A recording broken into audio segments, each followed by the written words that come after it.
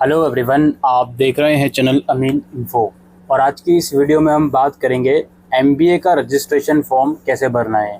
तो आपने अगर एमबीए की डिटेल वीडियो हमारी नहीं देखी जिसमें हमने सारा प्रोस्पेक्टस की इंपॉर्टेंट चीज़ें डिस्कस करी हैं, तो उस वीडियो का लिंक डिस्क्रिप्शन में आपको मिल जाएगा।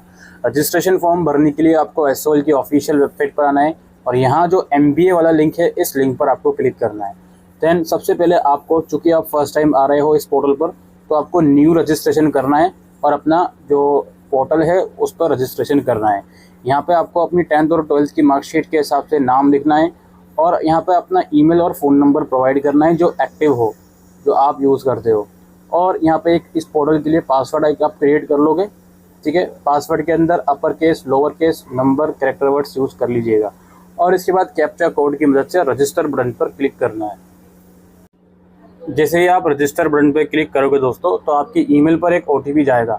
वो ओटीपी आप यहाँ लिखोगे और अगेन एक और कैप्चा कोड है, उसको क्लिक करके उसको एंटर करके यहाँ पर सबमिट ओटीपी पर क्लिक करोगे। जैसे ही आप ओटीपी सबमिट कर दोगे तो आपका पहला स्टेप अकाउंट वेरीफाई हो गया है, रजिस्ट्रेशन वाला स्टेप कंप्लीट हो गया है। अब आप लॉगिन करोगे ईमेल और जो पासवर्ड आपने क्रिएट करा है और कैप्चा कोड की मदद से। लॉगिन करने के बाद दोस्तों पहला स्टेप है आपको अपनी प्रोफाइल कंप्लीट करनी है। आपके सामने कुछ इस तरह का इंटरफेस आएगा, यहाँ पे कंप्लीट प्रोफाइल पर हम क्लिक करेंगे। तो उसके बाद कुछ पर्सनल डिटेल्स आपसे मांगी जाएंगी, आपका नाम, date of birth, gender, category, ये सब चीज़ें आप सिलेक्ट कर लोगे। उसके अलावा आपसे आपका अल्टरनेट मोबाइल नंबर और ईमेल भी मांगा जाएगा, अगर आप देना चाहो तो दे सकते हो। फिर यहाँ ब्लड ग्रुप, इंडियन सिटीजन हो या नहीं, रिलीजन सेलेक्ट करना है। उसके बाद किस प्लेस में आपका बर्थ हुआ, उसका town, village, country, district, state सब कुछ सेलेक्ट करना है। इसके बाद फैमिली डिटेल में आप इसको सेलेक्ट करना है कि आप सिंगल पेरेंट हो या नहीं। उसके बाद मदर नेम, फादर नेम और कोई एक इमरजेंसी कॉन्टैक्ट नंबर दे दीजिएगा। इसके बाद university of Delhi registration detail. देखिए, अगर आपकी ग्रेजुएशन डीयू से हो रही है या डीयू से हो चुकी भी है तो आप इसको येस ही करोगे, यानी कि आप ग्रेजुएट हो या फाइनल ईयर में हो, डीयू से कर रहे हो तो आप इसको येस ही करोगे। उसके बाद यहाँ पर अपना इनरोलमेंट नंबर लिखोगे, अपना डिपार्टमेंट का नाम लिखोगे, अगर एसओएल से हो तो स्कूल ऑफ ओपन लर्निंग लिखोगे, किस प्रोग्राम में आप इनरोल हो या इनरोल थे वो लिखोगे, किस प्रोग्राम में आपने रजिस्ट्रेशन यानी कि एडमिशन लिया था, किस प्रोग्राम में, किस ईयर में, कंप्लीट नहीं किस ईयर में एडमिशन लिया था, वो वाला ईयर यहाँ पे सेलेक्ट करोगे। इसके बाद अदर कैटेगरी में आपको यहाँ पे डिसेबल, ऑर्फन या डिफेंस पर्सनल या यूनिवर्सिटी ऑफ दिल्ली के वर्ड क्वाटा है या एम्प्लॉय हो, उसकी इन्फॉर्मेशन देनी है। देन यहाँ पर एड्रेस की इन्फॉर्मेशन देनी है, अगर कॉरस्पॉन्डेंस और परमानेंट अलग अलग है तो अलग अलग दे दोगे, सेम है तो एक ही जगह लिखकर उसको बॉक्स पे टिक कर दोगे तो वो अपने आप कॉपी हो जाएगा।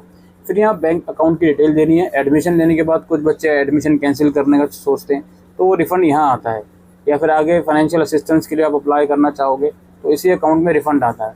तो यहाँ पर आप अपनी डिटेल आपके पास अगर नहीं है तो पेरेंट्स की या अपने फैमिली मेम्बर्स की डिटेल आप बैंक की यहाँ पर दे सकते हो। जिसकी डिटेल दे रहे हो उसका नाम, account number, IFSC code, bank का नाम, वो सब चीज़ें। फिर इस वाले स्टेप को हम सेव और नेक्स्ट करेंगे। सेव और नेक्स्ट करने के बाद आपको शो करेगा क्या क्या डिटेल्स आपने एंटर करी हैं। इसे अगर आप अपडेट करना चाहते हो तो अपडेट कर सकते हो, अदरवाइज नेक्स्ट वाले ऑप्शन पर क्लिक करोगे। उसके बाद कुछ अदर डिटेल्स में आपसे पूछा जाएगा, do you have illness which require continuous और इमरजेंसी मेडिकल अटेंशन, या कोई ऐसी बीमारी अगर आपको है तो आप येस कर दोगे, नहीं है तो नो कर दोगे।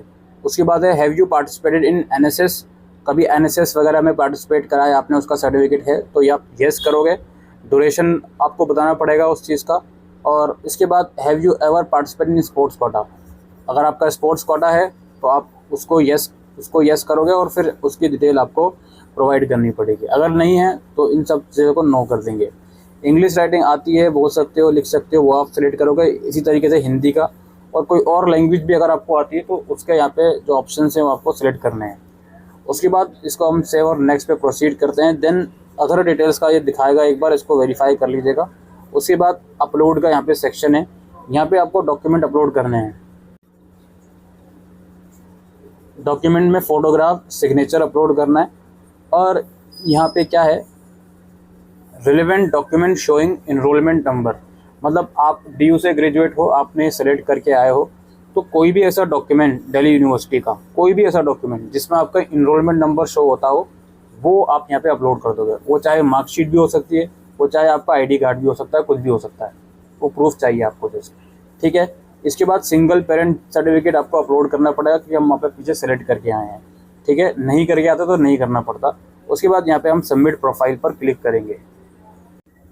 उसके बाद ये आपको अंडरटेकिंग टिक करवाएगा कि जितनी डिटेल्स मैंने प्रोवाइड करी हैं वो एकदम ठीक हैं। इसको क्लिक करके सबमिट बटन पर क्लिक करेंगे। जैसे ही आप सबमिट बटन पे क्लिक करते हो तो ऊपर पॉपअप शो हो जाएगा ग्रीन आइकन में कि आपका पर्सनल डिटेल सेव हो गया है। अब आपको नीचे स्क्रॉल करना है और अप्लाई नाउ पे क्लिक करना है। अप्लाई नाउ पे क्लिक करने के बाद प्रोग्राम लेवल ऑब्वियसली सिर्फ मास्टर्स का ही शो करेगा और MBA यहाँ पे शो करेगा। इसको सिलेक्ट कर लिया। इसके बाद यहाँ पे अपनी एलिजिबिलिटी आपको सिलेक्ट करनी है। ग्रेजुएशन विथ 50%, इसको हम सिलेक्ट कर लेंगे। स्टडी सेंटर का प्रेफरेंस, एडमिशन के बाद क्लासेस कहाँ लेना चाहते हो, नॉर्थ में, ईस्ट में, साउथ दिल्ली में, कहाँ पर, वो अपना प्रेफरेंस आप दे दोगे और फिर हम नेक्स्ट करेंगे। इसको नेक्स्ट करने के बाद दोस्तों यहाँ पे कुछ पर्सनल डिटेल्स हैं जो शो करेगा, जो ऑलरेडी आपने एंटर की होंगी, ठीक है। तो उसको आपको करना है। इसको पहले हम नेक्स्ट कर लेते हैं, फिर यहाँ पर्सनल डिटेल आपकी शो कर देगा। तो आप सबसे नीचे स्क्रॉल कर लोगे और नेक्स्ट बटन पे क्लिक करोगे। देन यहाँ पर आपको अपनी एकेडमिक डिटेल्स देनी है। एलिजिबिलिटी यहाँ पे दिखा रहा है अलग अलग कैटेगरी की, तो जिसकी जानकारी हमने आपको वीडियो में भी दी थी और प्रोस्पेक्टस में भी अवेलेबल है। तो इन्हें आप कैटेगरीज को रीड कर लोगे। अगर आपके पास बिल्कुल वर्किंग एक्सपीरियंस नहीं है, सिर्फ ग्रेजुएशन है, तो आप कैटेगरी 1 में आओगे, और बाकी वर्किंग एक्सपीरियंस है तो आप अपने हिसाब से सेलेक्ट कर लीजिएगा। अब यहाँ पे एलिजिबिलिटी क्राइटेरिया क्या है, कौन सी कैटेगरी में आप आ रहे हो, वो पहले हम सेलेक्ट कर लेंगे। टोटल एक्सपीरियंस इन ईयर अगर है तो लिख दोगे, नहीं है तो 0 लिखोगे, ठीक है। उसके बाद क्या है, नेचर ऑफ एक्सपीरियंस, नहीं है तो नॉट एप्लीकेबल लिख दोगे, यहाँ पे कुछ भी नहीं करना आपको। उसके बाद 10th क्लास की डिटेल्स आप लोग दोगे, किस ईयर में आपने पास आउट करा वो लिखोगे, परसेंटेज कितनी है वो लिखोगे। अगर CGPA मोड था तो उसको परसेंटेज में कन्वर्ट करके लिखोगे, और परसेंटेज आपको अप टू 2 डेसिमल पॉइंट तक लिखनी है। अगर आपकी परसेंटेज 70 है एग्जैक्टली, तो डेसिमल के बाद 00 लगा दीजिएगा, या जो भी डेसिमल के बाद जो भी डिजिट हैं अप टू 2 डिजिट तक आपको परसेंटेज के कॉलम में लिखना होगा, 10th में भी, 12th में भी और ग्रेजुएशन में भी। और फिर इंस्टीट्यूट का नाम, बोर्ड का नाम, सब्जेक्ट्स कितने थे सारे सब्जेक्ट्स लिख दीजिएगा, और डिवीज़न अपने परसेंटेज के हिसाब से लिख दीजिएगा। वही सारी क्राइटेरिया आपको 12th में लिखना है। 12th की परसेंटेज बेस्ट 5 सब्जेक्ट की आपको लिखनी है। यहाँ पे पूछा जाएगा 12th क्लास में मैथमेटिक्स थी या नहीं, वो अपने हिसाब से सेलेक्ट कर लीजिएगा। ग्रेजुएशन ईयर ऑफ पासिंग क्या है आपका, वो आप सेलेक्ट करोगे, जिस भी ईयर में आप पास करोगे। सब्जेक्ट कौन कौन से हैं वो यहाँ पे आप लिखोगे, 6-7 सब्जेक्ट आप लिख सकते हो, मेन अपने ग्रेजुएशन की, कोई दिक्कत नहीं है। Have you pass graduation with honours, अगर येस तो येस करोगे, और किस सब्जेक्ट में ऑनर्स कराया तो वो लिख दोगे। बाकी यूनिवर्सिटी का नाम, अगर SOL DU से कराया तो DU सेलेक्ट कर लोगे, अदर है तो अदर पे सेलेक्ट करके यूनिवर्सिटी का नाम लिख दोगे। उसके बाद इनरोलमेंट नंबर फिर से यहाँ पर लिखना पड़ेगा यूनिवर्सिटी का, और इंस्टीट्यूट कॉलेज SOL से करा तो SOL लिख दोगे, कोई और कॉलेज है DU का तो वो लिख दोगे। क्या कोर्स कराया ग्रेजुएशन में वो लिखोगे, डिवीज़न लिखोगे। परसेंटेज यहाँ पे आप लिख दोगे, अगर CGPA है तो उसको परसेंटेज में कन्वर्ट करके आप यहाँ पर लिखोगे। इसके बाद अगर आपने मास्टर्स में कोई और कोर्स किया हुआ है तो उसकी डिटेल यहाँ पर आप लोग दे सकते हो, और फिर इसको हम सेव और नेक्स्ट बटन पे क्लिक करेंगे। अब यहाँ पे दोस्तों सेव और नेक्स्ट तो मैंने कर दिया, लेकिन एक इम्पोर्टेंट चीज़ बतानी है। अब देखिए पिछले साल क्या हुआ था, मैं बिल्कुल ऑनेस्टली आपको बता दूँ, MBA के जब रजिस्ट्रेशन फॉर्म शुरू हुए थे तो उसमें कोई भी ऐसा ऑप्शन नहीं था कि यार फाइनल ईयर वाले के लिए अगर ये बात लिखी गई हो कि आप अप्लाई कर सकते हो और अपने लास्ट सेमेस्टर तक की परसेंटेज और मार्कशीट लगा दो। लेकिन कुछ टाइम के बाद वो रूल चेंज करा गया और फाइनल ईयर वाले बच्चों को भी ऑप्शन दिया गया। और अभी इस टाइम जो 2024 के रजिस्ट्रेशन जो कि 10 जून से शुरू हुए हैं, रजिस्ट्रेशन फॉर्म में मुझे देखकर ऐसा बिल्कुल नहीं लगा कि फाइनल ईयर वालों को वो लोग अप्लाई कर रहे हैं या नहीं। फाइनल ईयर वाले कहूँ या उन बच्चों को कहूँ जिनका रिजल्ट अवेटेड है, वो अप्लाई करने को दे रहे हैं या नहीं, क्योंकि ऐसा ऑप्शन मुझे दिखा नहीं। तो आप सभी लोगों से रिक्वेस्ट है, जो बच्चे फाइनल ईयर में हैं, ये मेरी पर्सनल रिकमेंडेशन है कि अभी आप लोग फॉर्म नहीं भरें। क्लैरिफिकेशन ज़रूर आएगा इस चीज़ के रिगार्डिंग, आज नहीं तो अगले 5 दिन में, 7 दिन में। जब क्लैरिफिकेशन आ जाएगा उसके बाद फॉर्म भर दीजिएगा, क्योंकि ऑप्शन फिर खुलते हैं बाकी सारे। लेकिन इतना भी मैं कहूँगा कि अगर आप 2024 को सेलेक्ट करोगे ग्रेजुएशन का ईयर अपना, और उसमें परसेंटेज के सेक्शन में फाइनल ईयर तक की, फाइनल सेमेस्टर यानी कि सेमेस्टर 5 तक की, जब तक का आपका रिजल्ट आया है उस तक की भी परसेंटेज लिख दोगे तो भी कोई दिक्कत आपको होगी नहीं। तो इस चीज़ से भी आप निश्चित रहिए। बाकी आप क्लैरिफिकेशन का वेट करना चाहते हो, उसके बाद करना चाहते हो, तो वो भी आप लोग कर सकते हो। तो ये सारी डिटेल्स मैंने कर दी, और फिर इसको हम नेक्स्ट करेंगे। उसके बाद अदर डिटेल्स शो कर देगा एक बार, फिर से हम इसको नेक्स्ट करेंगे। देन अपलोड्स यहाँ पे करने हैं। कुछ डॉक्यूमेंट जो ऑलरेडी अपलोडेड होंगे और कुछ डॉक्यूमेंट जो मुझे अपलोड करने होंगे, जैसे 10th की मार्कशीट, 12th की मार्कशीट और ग्रेजुएशन का सर्टिफिकेट मार्कशीट बेसिकली, और एक्सपीरियंस सर्टिफिकेट। अब यहाँ पे एक्सपीरियंस सर्टिफिकेट अगर बिना अपलोड करे प्रोसीड नहीं हो पा रहा तो आप एक हैंड रिटन एप्लीकेशन लिखेंगे कि मेरे पास कोई एक्सपीरियंस नहीं है, और उसको क्लिक करके वो अपलोड करेंगे। एनसीसी का सर्टिफिकेट भी मुझसे मांग रहा है, शायद मैंने इसको येस कर दिया होगा बिकॉज रैंडमली मैं फॉर्म भर के दिखा रहा हूँ। और यहाँ पे एविडेंस मांग रहा है, self employed profession GST number, अगर सेल्फ एम्प्लॉयड है तो उसका डॉक्यूमेंट मांग रहा है। ये सारे डॉक्यूमेंट मुझे नहीं लगता अपलोड करना ज़रूरी है, जो रेड मार्क में है सिर्फ वही अपलोड करना मैंडेटरी है, बाकी आप इसको अपलोड करके प्रीव्यू कर सकते हो। तो एक बार हम देख लेते हैं, हमने सिर्फ रेड वाले डॉक्यूमेंट अपलोड करें देन प्रीव्यू करते हैं।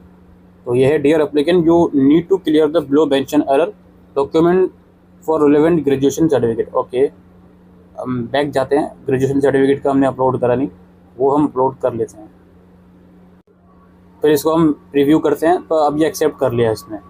तो नेक्स्ट करने के साथ ही फिर आपको ये प्रीव्यू दिखा देगा कि अभी तक आपने क्या क्या डिटेल्स भरी हैं। एक बार आप इसको वेरीफाई कर लीजिएगा और फिर सबसे नीचे स्क्रॉल कीजिएगा।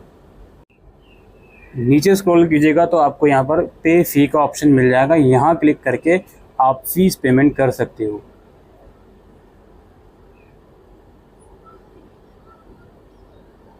अच्छा, फीस पेमेंट पर मैंने क्लिक करा, उसके बाद कुछ इस तरह का इंटरफेस आ गया। दोबारा मैं complete the form and make payment पे क्लिक करता हूँ तो मुझे दोबारा से फॉर्म दिखाएगा। हर एक स्टेप पे मुझे दोबारा से सेव और नेक्स्ट करके जाना होगा।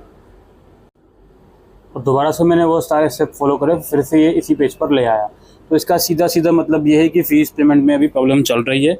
जब ये प्रॉब्लम ठीक हो जाएगी तो फ़ीस पेमेंट का लिंक एक्टिवेट हो जाएगा, और जो रजिस्ट्रेशन फ़ीस है 250 रुपये की, वो आपको पे करनी होगी।